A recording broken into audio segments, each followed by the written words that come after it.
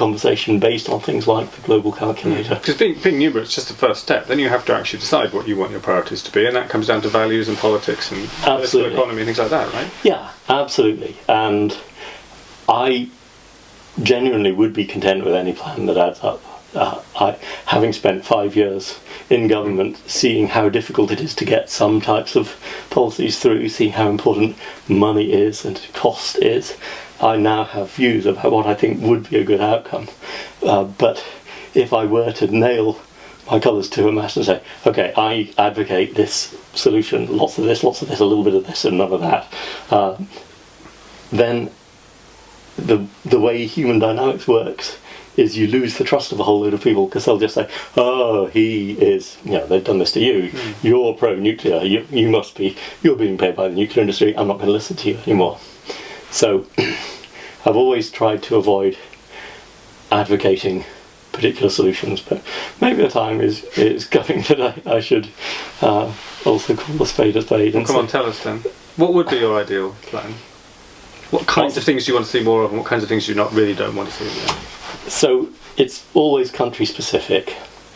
So for the country of the UK, I think we want a zero carbon solution, and it has to work in the winter. And now if you just follow the logic through and you say, okay, I've got to have something that works in the winter, and what are the choices?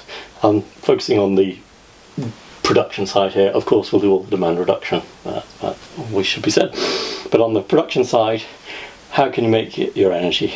Bioenergy requires enormous land areas. We're going to have some of that probably. There's nuclear, there's carbon capture and storage, there's wind, there's solar. The wind and the solar are intermittent. The solar's timing is not well matched to demand in this country. And if you just cost optimise and say it has to keep working in the winter, even if there's no wind for 7 days at a time, and obviously no sun, you can allow yourself interconnectors to other countries that may be having similar issues. You can have storage solutions, but you just cost optimise it. And the sensible thing to do for a country like the UK, I think, is to focus on carbon capture and storage, which the world needs anyway, and nuclear. And then if you ask, well, what's the optimal amount of wind and solar to add in as well? The answer is going to be almost zero, because if you can make it through the winter with your CCS and your nuclear, getting through the bits of no wind. That's the highest demand, the winter, of course. That's the highest demand. And so then there's actually no point in having any wind or solar, because if you built them as well, that's an additional low carbon source, which is, I love them. I love wind turbines. I've got nothing against wind power. They are the cathedrals of the modern age. But it's actually a waste of money if you have got a low carbon solution that gets you through the winter when there's no wind going.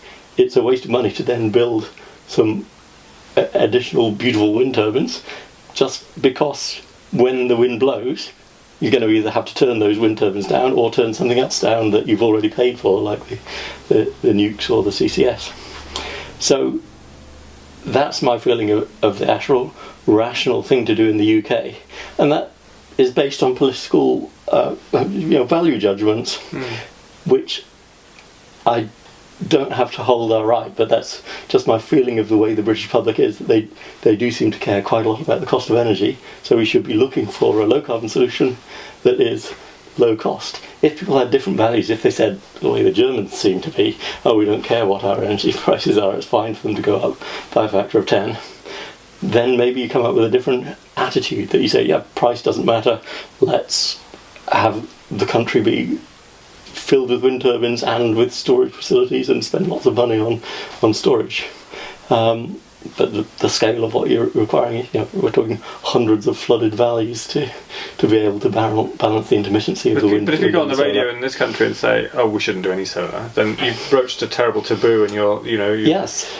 Yeah, and to the credit of the civil servants who I worked with, when I went to government, I may have indicated that they had some bad policies, but when it came to whether solar should be in the mix, they'd done all the numbers. They'd done the numbers for that already, and solar just wasn't on the table at all. And the only reason that solar got on the table was because of democracy, that the MPs wanted to have a solar feed-in tariff, and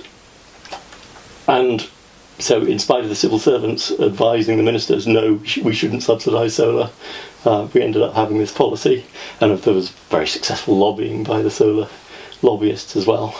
So now there's this widespread belief that solar is a wonderful thing, even though it's highly intermittent, mainly produces energy in July, and in December produces 9 times less than it does in July. And, Britain's one of the darkest countries in the world. So that's my answer for Britain. In Australia, you might have a very pro-solar answer. Absolutely. So